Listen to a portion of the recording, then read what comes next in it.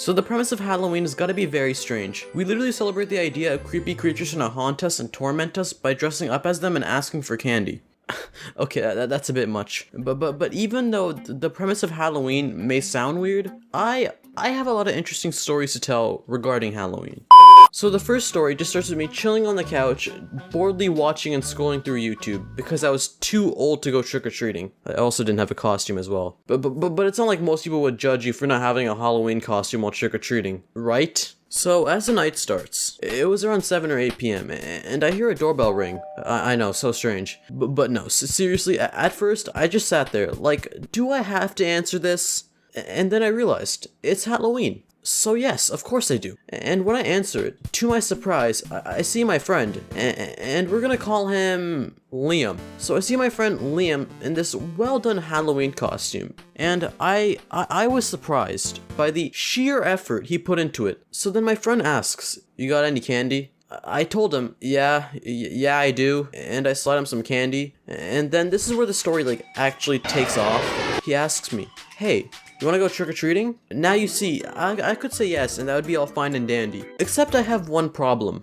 My costume is literally a plastic emoji mask from the dollar store. And the thing about dollar store plastic masks is when you wear them, it's literally fucking impossible to breathe in. And I'm not exaggerating when I say that. So when I grab my emoji mask and go out with my friends, I think there was around 3 of them who were waiting outside for me so we can go trick-or-treating. When I come outside, for some odd reason, they start instantly running, and I'm not prepared for this. I was just watching the Sidemen on my comfy ass couch 5 minutes ago. So the person I was, I conformed and started running like a motherfucker. And as I was chasing them in my winter jacket, we stopped by our first house. And the person who was handing out candies there wasn't really so fond of me being there. I could tell he was kind of annoyed because I didn't even have my emoji mask on, and yet my dumbass was just there, heavy breathing, smiling with sweat dripping down my face, asking for fucking candy. And it didn't help that I didn't have the kid voice. You know that voice that everyone has when they're 14? It's transitioning out of being a kid voice into a deep voice. Yeah, that was my voice. And my friends at the time still had their kid voices and actual costumes. So they didn't really receive that passive-aggressive suburban couple attitude that I did. Now, as I grab the candy while this grown-ass man is staring me down, we leave the house porch and we continue on,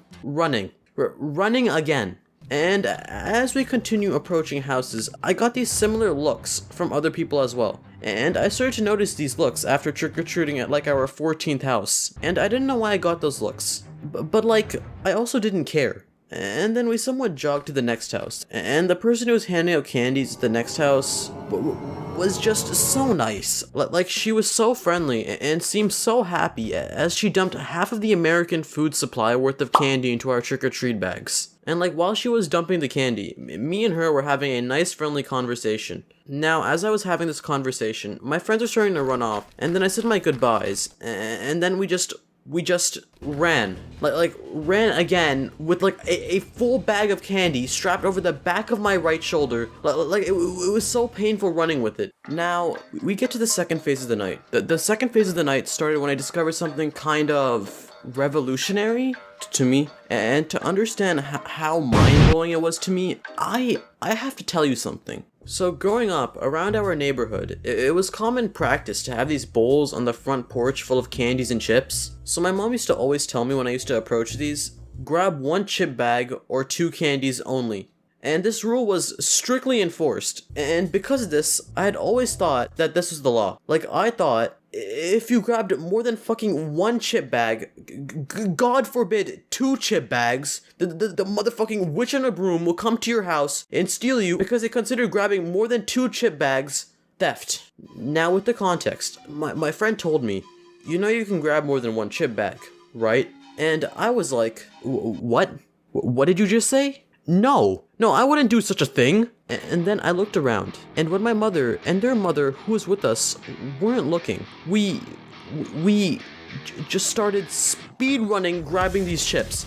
We all grabbed 5 chip bags of different flavors, stuffed them into our fucking bags, and then turned around like nothing ever happened, and we're just a bunch of good Samaritans. Now, when I discovered that you can grab more than 1 chip bag and nothing ever happens, I, to say the least, went on a fucking rampage. that my friends later joined me on. I had this new fire, and this new fire made us re-energized, and we just ran.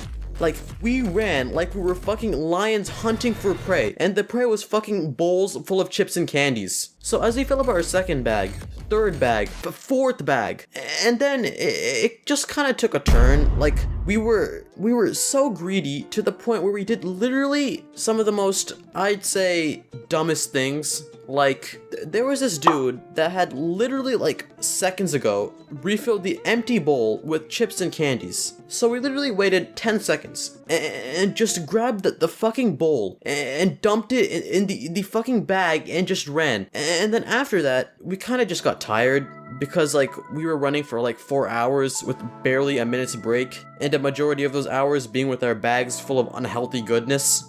We were tired.